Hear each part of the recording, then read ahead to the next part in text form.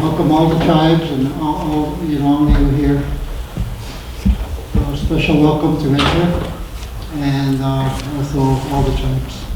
Thank you and hope you have a great meeting. You're welcome. most of us know that in 1966, the National Historic Preservation Act was enacted by Congress, and within a matter of a few years, most of the states had signed up and were off by the 1970-71 in building their programs. As Samantha had brought up in some of her presentation, the 60s was a time for environmental awareness and renewal. The 70s were a matter of implementing some of that. In the 80s, federal government became recognizant of tribal sovereignty. The Indian Self-Determination Act passed early in the 80s, and it was in later 80s and into the early 90s that the Historic Preservation Act was revisited, particularly in 1992, with amendments that allowed tribes to now be equivalent to states in developing their Tribal Historic Preservation Office programs. You see, prior to that, states had jurisdiction through SHPOs on tribal lands. So in 1992, the act was amended and allowed tribes to start to go into this process and become TIPOs. Now, most of you might know there's something like 540 tribes in the country and counting, as there's a recognized, unrecognized process. As we speak today, there's probably about 140 some tribes that have actually signed up to become TIPOs. So, assuming that at least half, if not more, tribes in the country will become TIPOs in the years, there's a large process and a large amount of work to be done in getting the rest of the tribes signed up. If you look at those dates, states have had 30 years of headway in developing their programs, and tribes are now just starting to develop their programs.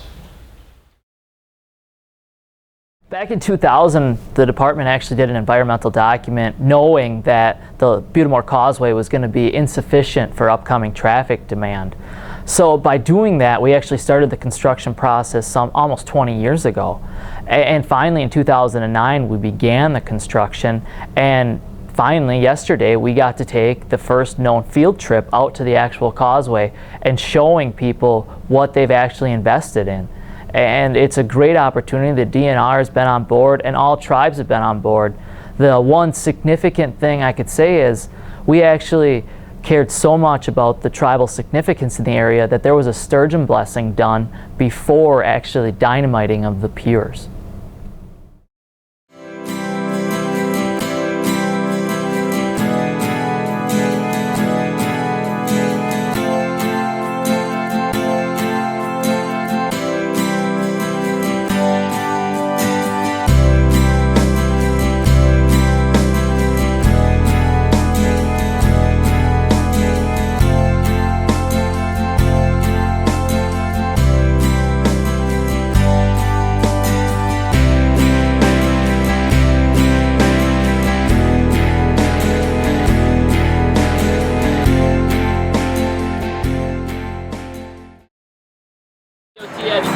When we were expanding that, we had to mitigate because we were going into the lake and using a bunch of fill. We actually coordinated with the DNR, and they said, hey, one of the things we've always wanted to do for a long time was connect the north to the south. This was a perfect opportunity to do it. Gary Hansen, who actually last year at the listening session did a presentation in February on trails, was very instrumental in this trail. And it's actually, we call it his baby project because now he wants to get to Fond du Lac with it. So let's just keep walking up here. Once we get up here about a quarter mile, you'll actually see where the kiosks start, and then we can talk.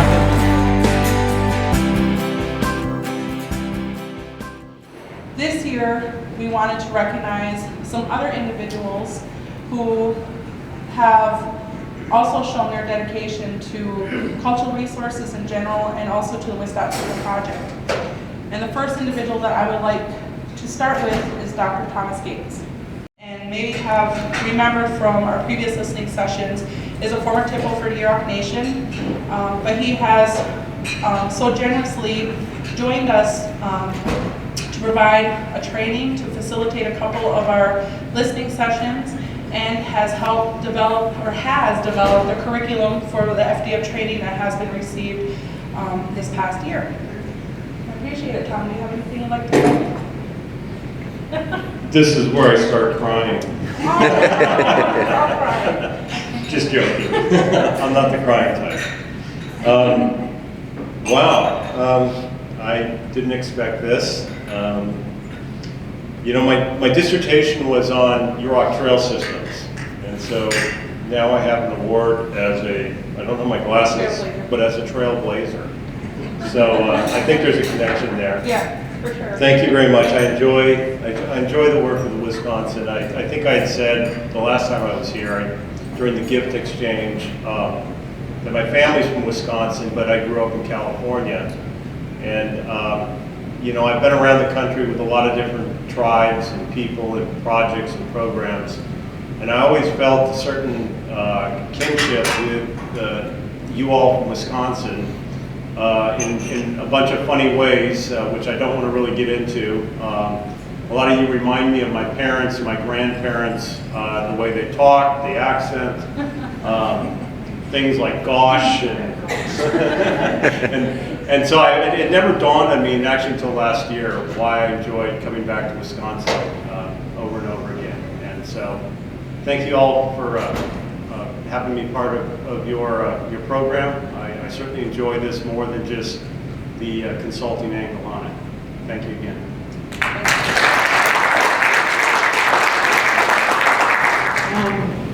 Wow, this is really a surprise.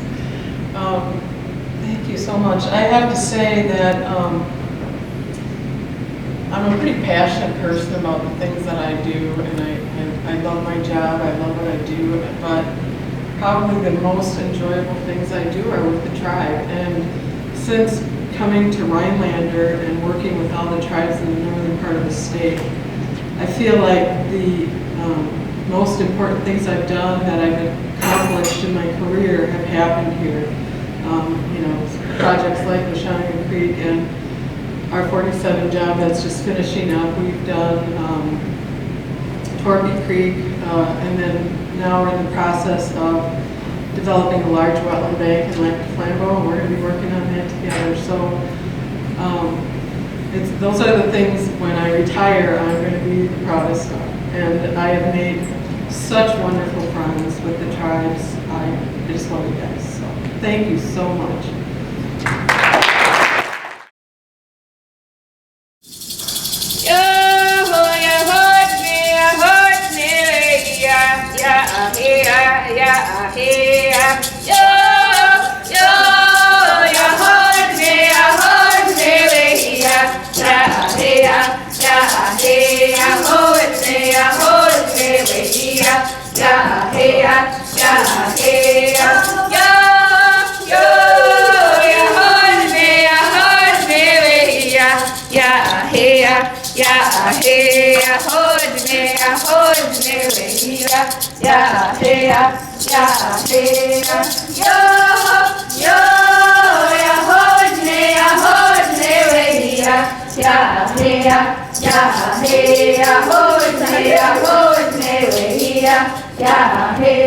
Yeah,